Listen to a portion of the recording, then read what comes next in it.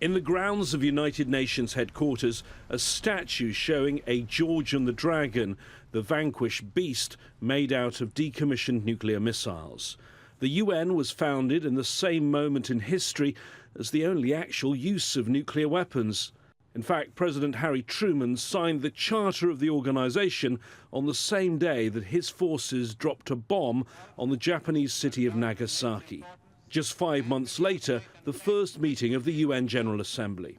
And its first resolution was about what it somewhat euphemistically called the problems raised by the discovery of atomic energy. The report is adopted unanimously by 47 votes out of 47 voters. More than 7 decades later, a new campaign to ban nuclear weapons was backed by a grassroots network of activists coordinated by KANE, the International Committee for the Abolition of Nuclear Weapons.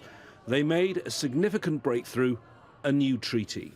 In September, when the treaty was opened for signature, on the very first day, 50 nations signed it in this chamber. Now that number of 50 is crucial. If 50 countries go on to take the next step and formally ratify it, in many countries that involves a parliamentary vote, then this will become international law.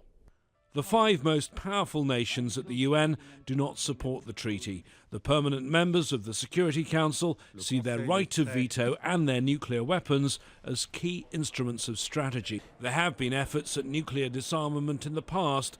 In the UN lobby, a picture of a meeting between US President John F. Kennedy in 1961 with the Russian Foreign Minister Andrei Gromyko. The hope in the following year died when the world came close to nuclear war during the Cuban Missile Crisis. Some see parallels to recent events. I'm very much concerned because there is some talk about let's do something, let's cool down the temperature and let's get into dialogue. But the dialogue has essentially stopped already for a long time. There were various efforts over the years and over the decades, but in essence there hasn't been any dialogue for quite a number of years. And in the meantime, North Korea has stepped up their efforts to acquire nuclear weapons. It's not just the prospect of war in North Korea and the US threatening to pull out of the Iran nuclear deal. There's also the prospect of a new arms race. President Trump has made it clear he wants to modernize his nuclear arsenal.